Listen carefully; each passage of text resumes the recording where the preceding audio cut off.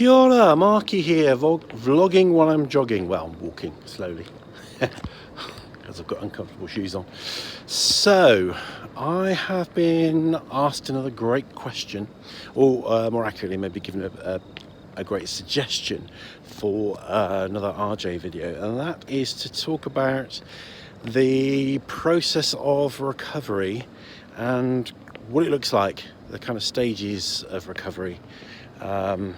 Maybe even kind of the time scale of recovery, and that's quite a difficult thing to answer, I think.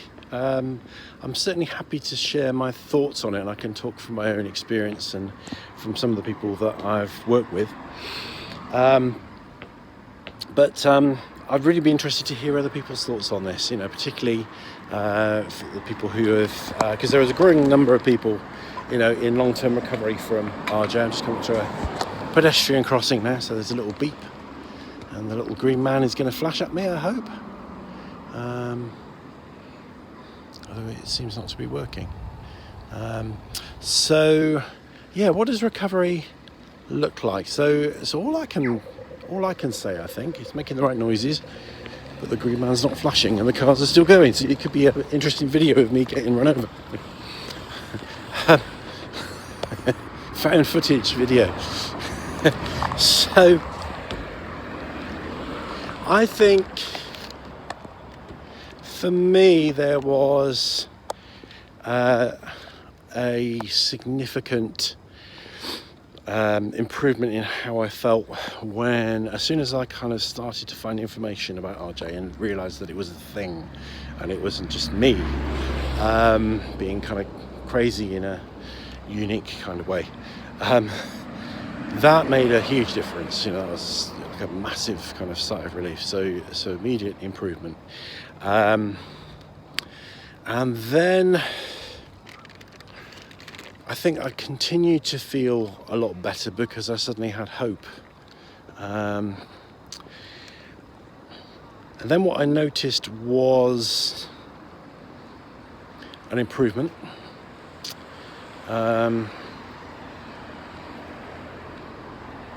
I think for me, I don't want to use my own experiences too much, because for me there were other things going on. There were some major life changes going on at the same time, which kind of complicated the issue.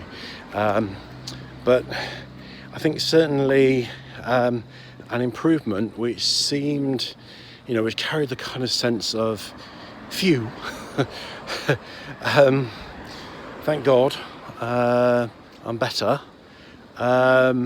And then there were some relapses, mainly when I was triggered by external things. So I'd kind of got some, I won't say control of my thoughts, because I don't think it is about control of your thoughts, but my thoughts, I was able to stop the rumination and not indulge the rumination, not feed it, really, is the best way to describe it.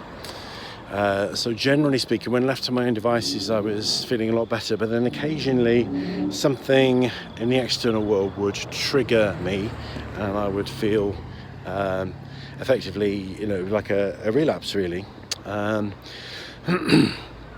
And generally speaking, and I put in another video what recovery looks like. So still getting a lot of the thoughts, but not having the same effect.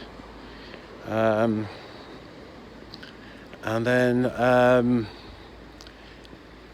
also the other thing I've noticed as time goes on is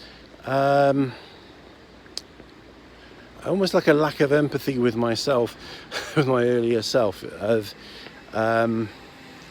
feeling in a very different space, feeling almost like a different person. And, you know, kind of, you know, what was I thinking kind of thing, a little bit of that. And like I say, I think RJ triggers and RJ thoughts, you know, do continue. You know, I think, you know, what I would call full ongoing recovery isn't the complete absence of them. But what it is they don't have the same effect. They don't have the same kind of physical effect in terms of, you know, the stomach going. They don't have the same, you know, they don't come with the same high levels of anxiety or other strong feelings. They're just kind of, you know, impotent little thoughts that kind of come and go, but you can't ignore them. You still, I think, have to apply techniques to them, and I still apply the antidote technique. But I think that's the important thing is, just because it doesn't feel that bad doesn't mean you can kind of just ignore it. So it's a good way of looking at it is weeding a garden, really. If you leave, I use this analogy a lot with addiction. If you leave a garden for a year and then come back to it, and it's full of brambles and nettles and stuff like that, and then you weed it all out, you're going to still have to keep an eye on it, after all that work. Otherwise, you're just going to eventually be back where you started. But it's far easier to, with your thumb and forefinger, to pinch out a little seedling and put that in the compost heap than it is to actually remove brambles. And removing brambles is a nightmare. So I think what people do is they think that once they've cleared away the brambles and the nettles and the old supermarket trolleys and the Twix wrappers and all the junk from the garden, they can just kind of forget about that. So I think there isn't like an ongoing maintenance stage. But the maintenance stage gets easier and easier, but because they're just little tiny seedlets, little seedlings, weedlings, and you can just kind of pluck them out. So I don't feel like I've given a very good answer to this question. I think I've given some useful bits, and what I'm hoping is that other people that contribute to some of the fora, the online fora, can stick a comment below. Now, if you're watching this on Facebook or LinkedIn or some other platform, what I'd really appreciate is if you give a comment, if you can actually just make your comment on YouTube rather than those other platforms, because that way everybody gets to see it. If you give it on in a Facebook group and you put your comment in the Facebook group where I've maybe posted this video, then only the people in that Facebook group will see it. Okay, so I want everybody to be able to see this and comment on it, and really looking forward to hearing what you say. So the question is, what I'm asking you, what I'm looking for information on, is what do you see as the stages of recovery? What does recovery look like in the over a time period? What are the different phases? So I've described in a past video what recovery looks like, but I want to talk more about kind of different stages, progression, and maybe even kind of timings, really. Just to say, really, just to leave a hopeful message, because I always like to do that, is my sense is that you can make a substantial recovery from retroactive jealousy in quite a short time. I think you can make an appreciable recovery in, if you're working hard at it and doing all the right things, you can do it in 6 months, maybe even less. Certainly no more than a year. If you're working recovery and you haven't got better, you haven't noticed a significant improvement in a year, in 12 months, then what I would say is there are probably other issues going on for you, or there's something that you're missing, or there's something that you're not doing, or there's a secondary gain. Because I think you can. I think 6 months is quite a realistic time span in which to get better. And what I always say to people about, 6 months, I can't bear this for another 6 months. Well, it's not, it's not 6 months of it being as bad as it is now. That's 6 months of it gradually reducing. That's 6 months of it, doing this. So, yeah, so there is hope. People do get well. It's perfectly normal, and becoming more and more common for people to get well from retroactive jealousy.